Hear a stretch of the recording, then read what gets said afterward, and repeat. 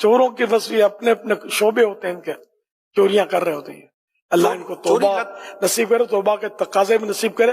ابھی تو یہ سب آسان لگتا ہے، لیکن بعض اوقات یہ پکڑے جاتے ہیں تو لوگ حساب مارتے ہیں. پولیس کیا مارتی ہوگی. یہ دنیا میں ان کے ساتھ یہ ہو جاتا ہے، ابھی آخرت کا تو باقی ہے.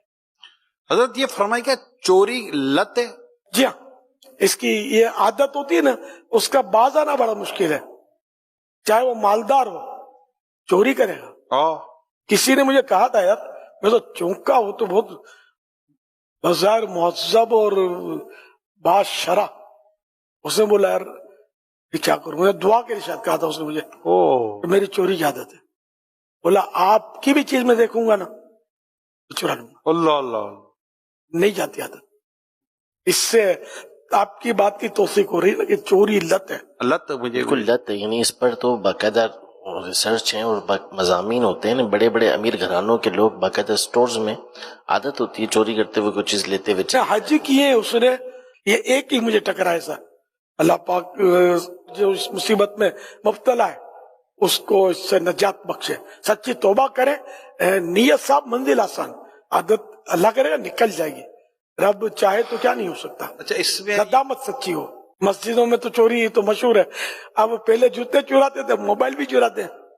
اس کے تو کلپ بھی دیکھیں سوشل میڈیا پہ. مسجد اللہ کا گھر ہے، وہاں تو جو بھی چیزیں تبرک ہے تو اس میں سے کوئی چوری کر لو تو یہ کہاں سے چلے گا. غلاف کعبہ ہے. غلاف کعبہ جو ہے یہ حج کے سیزن میں اگر کسی نے نوٹ کیا ہو تو یہ اس کو جو لپیٹ کے رسیوں سے اوپر کر دیتے ہیں، اس لیے کہ بعض نادان حاجی یا کئی نادان حاجی ترکیب سے وہ اس کا پیس کاٹ لیتے. اللہ اللہ اللہ، یہ سمجھتے اب تبرک لے رہے، یہ حرام کام کر رہے، گناہگار ہو رہے. تو پھر کچھ بھی نہیں بچے گا. اگر کوئی روکنے والا نہیں ہو تو سنہری جالیاں بھی تو لے جائیں گے تبرک. سبز گنبد شریف کو بھی اٹھا جائیں گے ان کا بس چلے تو. یہ سارے تبرک تو ٹھیک ہے، مگر یہ تبرک اپنی جگہ پر تشریف فرما ہے اور لوگ آ کر ان کی برکتیں لیتے ہیں، یہی صحیح ہے. اپنے گھروں پر ہر چیز تھوڑی ناک لے جانا جائز ہو جائے گا. بہت سارا سونا لگا ہوا ہوتا ہے مسجد نبوی شریف میں، بڑے بڑے وہ جھومر لگے ہوئے سونے کے، گولڈ کے. تو کوئی بولے گا میں لے جاؤں تو تھوڑی چلے گا. کعبہ شریف کا پرنالہ شریف جو میزاب رحمت سونے کا بنا ہوا ہے، یہ وہیں جچ رہا ہے نا. اگر نعوذ باللہ کوئی وہاں سے لے جائے کتنا مطلب یہ برا کام ہوگا اس کا.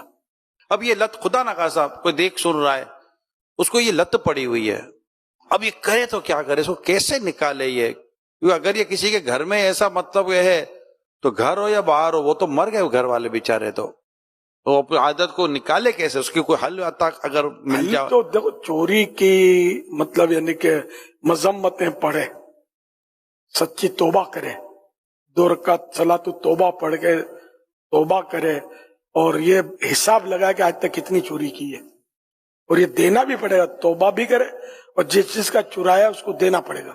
اگر وہ نہ رہا، فوت ہو گیا تو اس کے وارثوں کو دے. اب وارث بھی نہیں ہے، یہ پتہ ہی نہیں ہے کس کس کا چرایا ہے، تو جتنا مال ایسا ہے کسی کا پتہ ہی نہیں کہ چرایا کس کا ہے. اب اس کو صدقہ کرے، خیرات کر دے، کسی ایسے شخص کو دے کہ جس کو زکوٰۃ دی جا سکتی ہے. اچھا حضرت تھوڑا موضوع پورا ہو جائے. کیا یہی معاملہ باپ اور بیٹے کا، بھائی بھائی کا، شوہر بیوی کا، بیوی شوہر کا، کیا وہاں بھی یہ ہوگا؟ گھر میں بھی یہی؟ جی گھر میں بھی چوری تھوڑی کر سکتے نہیں، مطلب یہی چیز چلے گی کہ یار مطلب بیٹا بولا باپ کی چیز تو باپ تو میرا ہی ہے نا یار، یا باپ بولے بیٹی کی ہے تو بیٹا بھی میرا، بیٹے کا مال بھی میرا. تو یار چلو، تو یہ مطلب گھر کے اندر بھی کیا یہ ایک دوسرے کے ساتھ ان تمام تر چیزوں کے اور احکام کی جی وہاں بھی چوری نہیں کر سکتے. جتنا عرف ہے نا لینے جانا ٹھیک، اس کی مطلب جس میں اجازت سمجھی جاتی ہے، جو جیسے فریج میں نکال کر کھا لیتے ہیں، یہ سب کو پتا ہوتا ہے. ہاں مگر کسی نے گھر کے کسی فرد نے بچا کر چھپا کر رکھا ہے، بڑا ہم چھانٹی کر کے بچے رکھتے ہیں چھپا کے رکھا ہے، اب آپ والے غنیمت کر کے اس پر ہاتھ مار دیا تو یہ غلط ہوا. اب ہوتا بھی گھر میں بیچارے نے ہو سکتا خرید کے لایا ہو، گھر کے فرد پتہ نہیں چلتا نا، تو گھر خرید کر لایا ہو یا امی ابو نے دیا ہو، کوئی بھی صورت ہو، اس نے الگ رکھا ہے، اسی لیے رکھا ہے کہ کوئی اور نہ لے. اب آپ نے لے لیا کہ یہ تو فریج میں رکھا ہوا ہے نا، تو فریج کی بھی ہر